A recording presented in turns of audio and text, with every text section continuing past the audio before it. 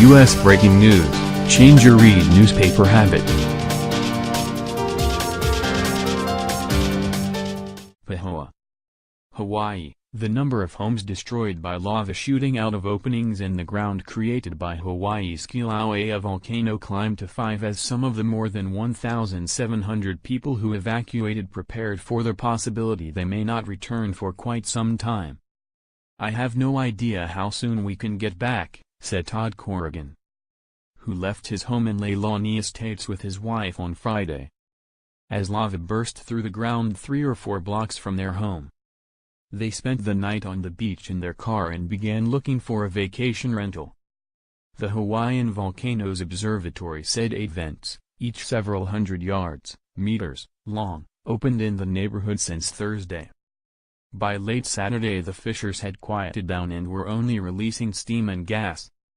Scientists said Kilauea was likely to release more lava through additional vents, but they were unable to predict exactly where. Leilani Estates, a subdivision in the mostly rural district of Puna, is at greatest risk. Authorities ordered more than 1,700 residents to evacuate from there and nearby Lanipuna Gardens. Hundreds of small earthquakes continued to rumble through the area Saturday, one day after a magnitude 6.9 tremor hit, the largest earthquake to hit Hawaii in more than 40 years.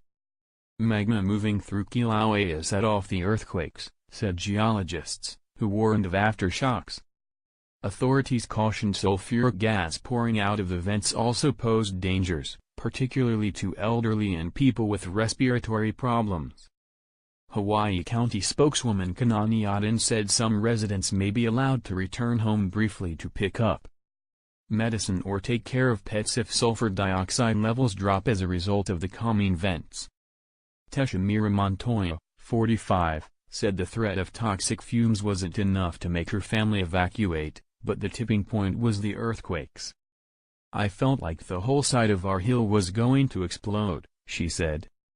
"The earthquake was what made us start running and start throwing guinea pigs and bunnies in the car." Montoya, her husband and daughter don't know how long they will be away from the 3-story octagonal house they built nearly 20 years ago in a patch of raw jungle. "My heart and soul's there," she said in a phone interview from a cabin on the north side of the Big Island, where the family had hunkered down. "I'm nothing without the land. It's part of my being." Gary McMillan said his home is about 3,000 feet, 914 meters, from one of the fissures in Leilani Estates. He monitored remote cameras set up in his home and said his home was still intact. Hess living out of his van with his wife at the nearby community center and constantly thinks about things they left behind, but understands why authorities evacuated residents. "I was a critical care nurse for 37 years, so I understand the health implications and the dangers involved," McMillan said.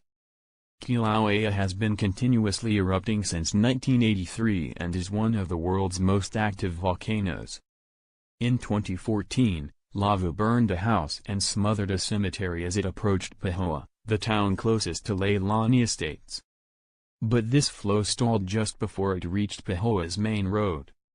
Nearly 30 years ago, lava slowly covered an entire town, Kalapana, over the period of about a year.